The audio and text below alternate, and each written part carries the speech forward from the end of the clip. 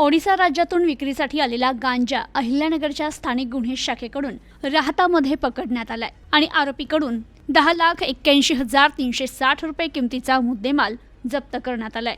अहिल्यानगरचे जिल्हा पोलीस अधीक्षक राकेश ओला यांनी दिलेल्या आदेशानुसार स्थानिक गुन्हे शाखेचे पोलीस निरीक्षक दिनेश आहेर यांनी पोलीस पथक नेमून जिल्ह्यातील अवैध धंद्यांची माहिती काढून कारवाईबाबत सूचना देत पथकास मार्गदर्शन करत कारवाई कामी रवाना केलं।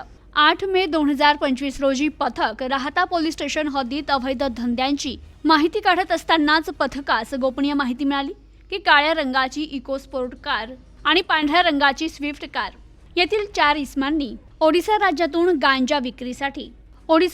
गांजा विक्रीसाठी आणला असून ते राहता ते शिर्डी रोडनं जाणार आहे अशी माहिती पथकास मिळाली। पथकाने ही माहिती पोलीस निरीक्षक नितीन चव्हाण आणि उपविभागीय पोलीस अधिकारी शिर्डी उपविभाग यांना दिली।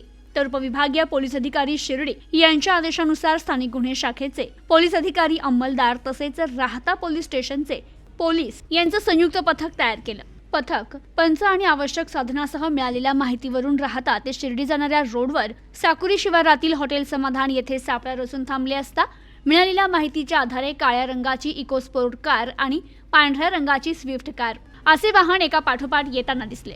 पथकाने ती दोन्ही वाहनं थांबविण्याचा इशारा केला असता काळ्या रंगाच्या इको स्पोर्ट कारवरील चालकानं वाहन रस्त्याच्या कडेला पथकापासून थोडे अंतरावर थांबवलं।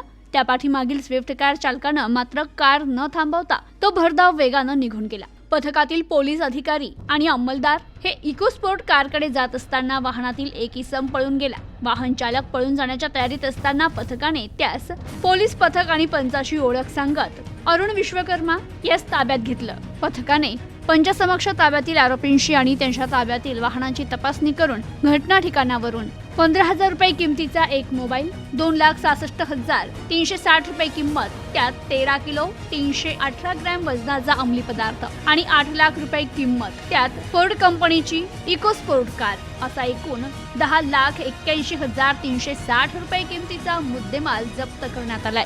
ताब्यातील आरोपी अरुण विश्वकर्मा याच्याकडे जप्त करण्यात आलेल्या मुद्देमालाबाबत विचारणा केली असता त्यानं संबंधित मुद्देमाल नशेसाठी वापरला जात असून तो त्याचा साथीदार नितीन उर्फ अण्णा जाधव तसेच पळून गेलेल्या स्विफ्ट कार मधील सैनात उर्फ शिरीष गायकवाड आणि स्विफ्ट कार चालक अशांनी मिळून ओडिशा राज्यात जाऊन तेथील जयराम याच्याकडून जप्त केलेला मुद्देमाल आणि स्विफ्ट कार मध्ये असलेला 40 किलो गांजा खरेदी करून विक्रीसाठी आणल्याची माहिती दिली। तर संबंधित आरोपी हे अंमली पदार्थांचा मुद्देमाल खरेदी करून विक्री करण्याहेतू जवळ बाळगून असल्याने त्यांच्या विरुद्ध राहता पोलीस स्टेशन येथे गुन्हा दाखल करण्यात आलाय। तर पुढील तपास कामी त्यांना राहता पोलीस स्टेशनला हजर करण्यात आले।